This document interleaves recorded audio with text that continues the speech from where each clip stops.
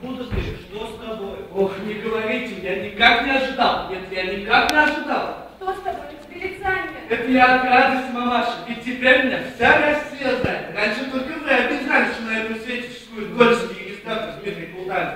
А теперь вся Россия об этом знает. Да что случилось? Говори же толком. Вы живете, как дикие звери. 5 лет не читаете. А ведь их так много интересного пишут. Вот теперь взяли, да про меня напечатали. Спрашивайте. Что ты? Где? Да, вы, мамаша, спрячьте этот номерок. Вы будете подглядывать иногда. Нате же, читайте.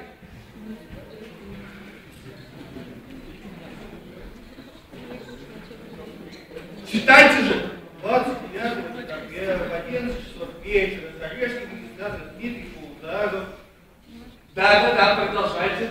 Зарежский регистратор Дмитрий Култагов, находясь в Кутерной, что на Малой Горной в доме Косихина, и находясь в нетрезвом состоянии.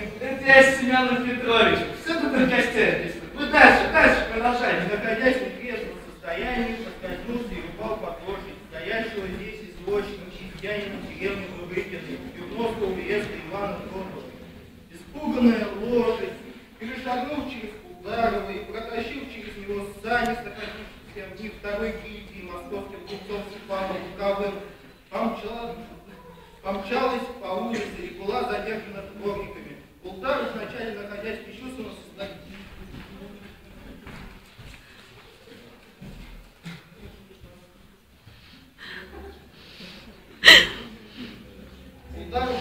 находясь в бесчувственном состоянии, был отведен в полицейский участок и освидетельствован кончом, удар, который он получил по затылку.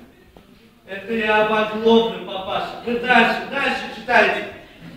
Потерпевшему подана медицинская помощь.